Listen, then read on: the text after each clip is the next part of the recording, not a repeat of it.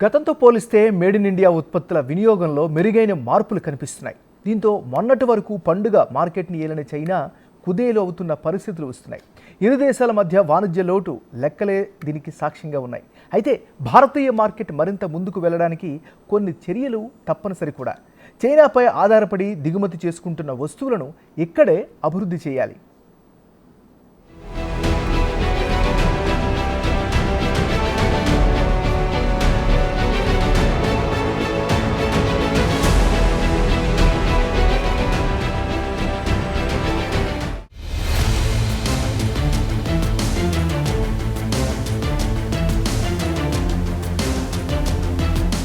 గతేడాది దీపావళి సీజన్లో దేశవ్యాప్తంగా రిటైల్ మార్కెట్లు రికార్డ్ స్థాయిలో 3.75 లక్షల కోట్ల వాణిజ్యాన్ని నమోదు చేసినట్లు ట్రేడర్స్ బాడీ CAIT వెల్లడించింది. దీపావళి పండుగ సీజన్లో చైనా వస్తువులు 1,00,000 కోట్లకు పైగా వాణిజ్యాన్ని కోల్పోయాయని తెలిపింది. గత సంవత్సరాల్లో దీపావళి పండుగకు చైనా ఉత్పత్తులు దాదాపు 70% మార్కెట్ను ఆక్రమించగా ప్రతి ఏడాది ప్రధాని మోదీ చేస్తున్న విజ్ఞప్తులకు చైనా మార్కెట్ ఇక్కడ బాగా తగ్గిపోయింది. ఇక ఈ సంవత్సరం దీపావళిలో స్థానిక వస్తువులు మార్కెట్ను నింపే అవకాశం ఉంది. వ్యాపారులు, వినియోగదారులు కూడా వీటిని విస్తృతంగా ఆమోదిస్తున్న తరుణంలో ఈ మార్పు సానుకూల ఫలితాలనిస్తోంది.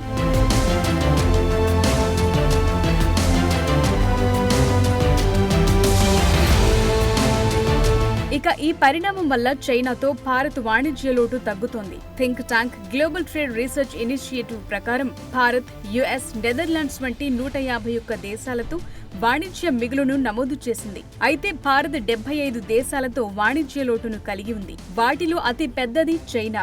జూలైలో జరిగిన ప్రపంచ వాణిజ్య సంస్థ సమావేశంలో జరిగిన చైనా వాణిజ్య విధాన సమీక్షలో భారత్ కీలక చర్చను చేసింది. చైనాతో తన భారీ వాణిజ్య లోటు, పారదర్శకంగా లేని సబ్సిడీలు, యంత్రాంగాలతో తక్కువ ధరలకు వస్తువులను విక్రయిస్తోందని, ఈ పరిస్థితి స్థానిక స్వదేశీ పరిశ్రమలను దెబ్బతీస్తుందని భారత్ ఆందోళన వ్యక్తం చేసింది.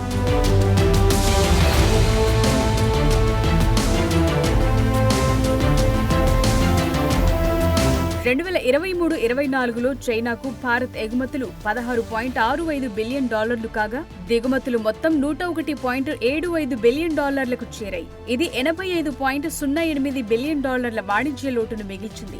అయితే 2022లో ఇది $83.19 బిలియన్ల కంటే ఎక్కువగా ఉంది. ఇక చైనా 2024 ఆర్థిక సంవత్సరానికి $118.4 బిలియన్ తో భారతదేశపు అతిపెద్ద వాణిజ్య భాగస్వామిగా ఆవిర్భవించింది. 2021-22 సమయంలో భారత్ అగ్ర వాణిజ్య భాగస్వామిగా ఉన్న అమెరికాను కూడా కొద్దిగా అధిగమించింది. భారత వాణిజ్య మంత్రిత్వ శాఖ డేటా ప్రకారం 2013-14 నుండి 2017-18 వరకు, అలాగే 2020-21లో కూడా చైనా భారతదేశపు అగ్ర వాణిజ్య భాగస్వామిగానే ఉంది. ఇక చైనా కంటే ముందు UAE అతిపెద్ద వాణిజ్య భాగస్వామిగా ఉండేది.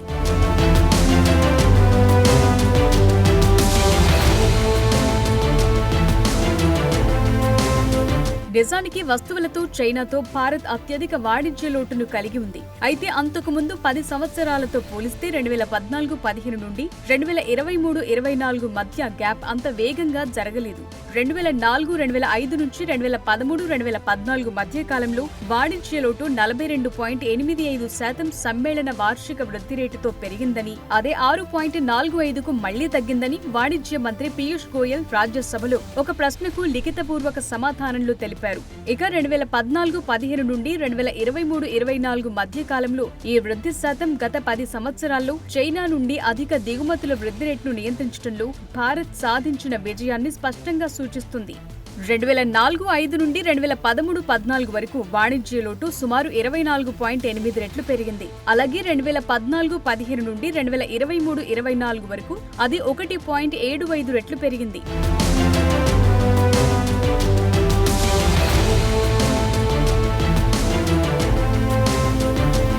ఇక చైనా నుండి వస్తున్న గొడుగులు, బొమ్మలు, కొన్ని బట్టలు, సంగీత వాయిద్యాలు వంటి వస్తువుల దిగుమతులు పెరుగుతూ MSMEలను తీవ్రంగా దెబ్బతీస్తున్నాయి. ఎందుకంటే వీటిలో చాలా ఉత్పత్తులు దేశీయంగా కూడా తయారవుతున్నాయి. భారత్ చైనాపై ప్రధానంగా ఆధారపడటం అనేది ఇక్కడ క్యాపిటల్, ఇంటర్మీడియట్ వస్తువుల డిమాండ్ కారణంగా పెరిగినట్లు తెలుస్తోంది. ఇది దేశీయంగా తయారైన వస్తువుల పెరుగుదల అవసరాన్ని తెలియజేస్తున్నాయి. చైనా నుండి భారతదేశం దిగుమతి చేసుకునే చాలా వస్తువులను చూస్తే వాటిలో క్యాపిటల్, ఇంటర్మీడియట్ వస్తువులు, వస్తువులు, యాక్టివ్ ఫార్మాస్యూటికల్ పదార్థాలు, ఆటో విడిభాగాలు, ఎలక్ట్రానిక్ విడిభాగాలు, అసెంబ్లీలు, మొబైల్ ఫోన్ భాగాలు వంటి ముడి పదార్థాలున్నాయి. వీటిని భారతదేశం నుండి ఎగుమతి చేసే పూర్తయిన ఉత్పత్తులను తయారు చేయడానికి ఉపయోగిస్తారు.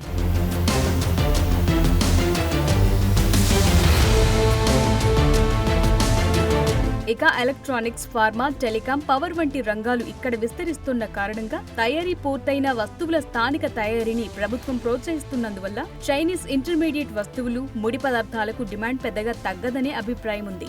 ఈ తరుణంలో భారతీయ తయారీ రంగం మరింత లోతుగా క్యాపిటల్, ఇంటర్మీడియట్ వస్తువులు, ముడి పదార్థాలతో సహా దేశం మొత్తం మ్యానుఫ్యాక్చరింగ్ ఇంకో సిస్టమ్ను నిర్మించాల్సిన అవసరం ఉంది. దీనివల్ల చైనా దిగుమతులపై ఆధారపడటాన్ని భారతదేశం తగ్గించుకోవచ్చు. ఏది ఏమైనప్పటికీ ప్రస్తుత భారత్ మార్కెట్ గతంతో పోలిస్తే మెరుగుపడి పండుగలన్నీ మేడ్ ఇన్ ఇండియాగా మారుతున్న పరిస్థితులు కనిపిస్తున్నాయి.